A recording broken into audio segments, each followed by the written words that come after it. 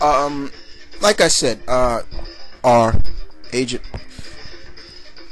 AR, yeah, short for Agent Respect, AR. Um, when I finished when the Civil War finally finished, that's when I wrote my story for what's going on with my characters during this time.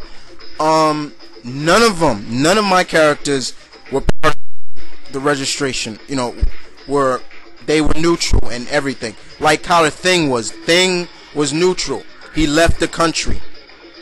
And that's what Guardian Force did. They left the country because they didn't want no part of it. They thought it was stupid, and once again they left and they established themselves for a while in Japan. For a while, they stayed in Japan during the Civil War until about the last fight between all the words, and they kind of took a side a little bit.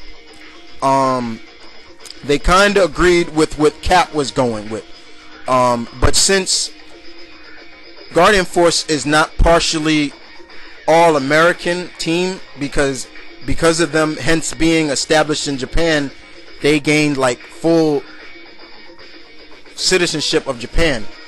So they kind of could stay out of it, as well as they didn't have to register their names and stuff, even though some of the team already their identity is public. But they were neutral at first until the last fight. The same thing goes for Shining Force, my Chicago-based team. They stayed out of it, just like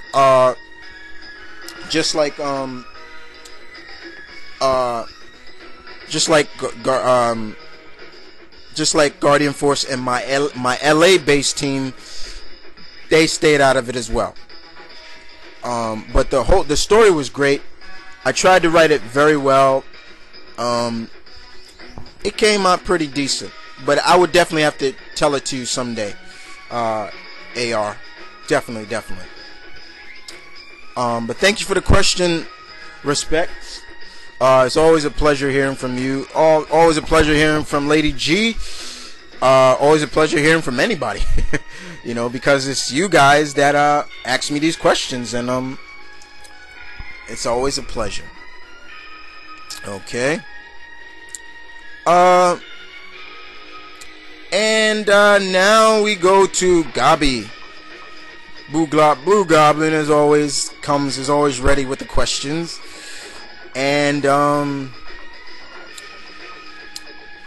he asks me, first off, what are your thoughts on RVD, Rob Van Dam, winning the TNA World Title Championship from AJ Styles on last night's Impact? Well, let's face it, AJ's had the belt for a good run. And I have no problem with it. I don't, in a way, I think it is kind of rushed, but not, because I think that's TNA just saying, AJ, you had the belt for a while, now it's time to, we pushed the Pope, but we're not going to give him the belt, you know what I'm saying? And I wish they did. They should have given it to Pope. But RVD winning it, I don't mind it as too much. Let's just see what that happens. All right. What are your takes on it? What's your thoughts on it, Gabi? Next question you asked me is, who were some of your favorite wrestlers from WCW from the 80s?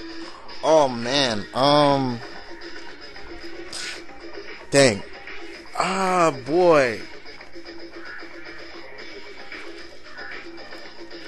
Oh boy, that's a hard one, because I vaguely remember watching WCW during the 80s too much, because during the 80s I was strictly WWF for a while. Federation era, I was strictly with that. But people during the 80s, I can't remember. Oh man, I can't remember too many. I think Oh boy, that's a hard question, Gabi. I'm sorry, I'm tongue tied on that one. Uh, I would have to come back on another one, but you give me yours. Uh, but I give you the Four Horsemen. That was one. Yeah, that was one. Definitely like them. Definitely like Sting. I enjoyed Sting post Crow Sting. I think that's it. Pre-Crow Sting. There we go. I enjoyed him when he had his surfer look. You know. So yeah, those are a couple I can name them. What's your take on Jim Cornette's threat on Vince Russo? I laughed my head off. And if that's from Who Slamming Who, yeah, a TNA lawsuit going against him. You know, I was like, wow, but I laughed at it because I think he's right. You know, Vince Russo is sucking. Okay, how does this guy still have a job? That's all I got to say about that. Number 4 is, do you see Shawn Michaels being inducted into the Hall of Fame next year? Not likely, because next year WrestleMania is going to be in Atlanta, and from what they keep saying, it's going to be an all WCW based Hall of Fame inductee for WCW, since WCW is big in Atlanta, you know. So I heard, you know, if it was up to me for the Hall of Fame, Shawn should go in when Undertaker goes in. Here's my take on it. I said it before. I think that Stone Cold went in too early. My dream Hall of Fame was WWE would knock off, would not go with their theme. Usually you take somebody from this era and this era, but they would just go with somebody from the Attitude Era or something like that, you know, or not. My dream Hall of Fame would be 1, Stone Cold Steve Austin should have went. This is my dream. Stone Cold Steve Austin, The Rock, Shawn Michaels, The Undertaker, Triple H,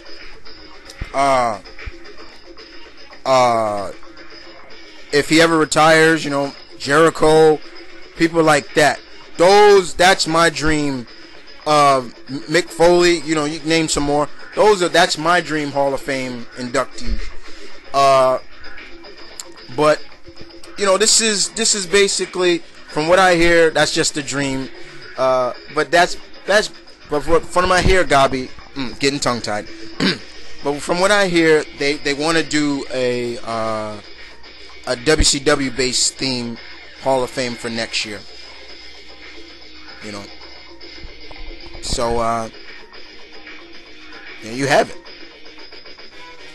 Okay, and number 5, you have, here's a thought on another couple of created wrestlers for Raw versus SmackDown. That's the video game. It will be a husband and wife team. Okay. And since Triple H and Stephanie can do it, so can I. You see if you can come up with a last name. But here's their names will be Selena and Kyle. Ooh, what do you think? Selena and Kyle.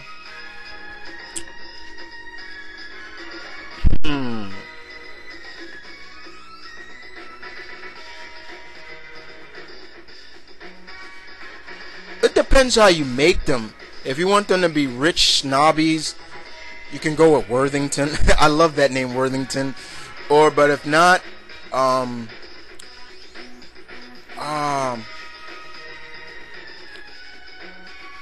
Blake, Selena and Kyle Blake.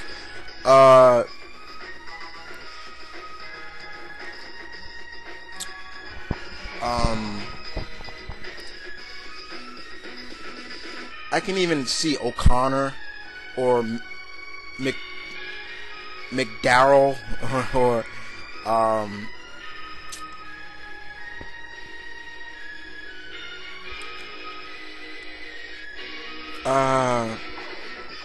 Everhart, or dang, there's a couple of names, but yeah, I think that's cool. That's cool. You know, if Triple H and them could do it, you could do it. Exactly.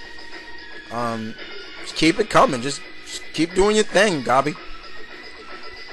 And I'll leave the next couple of questions for last.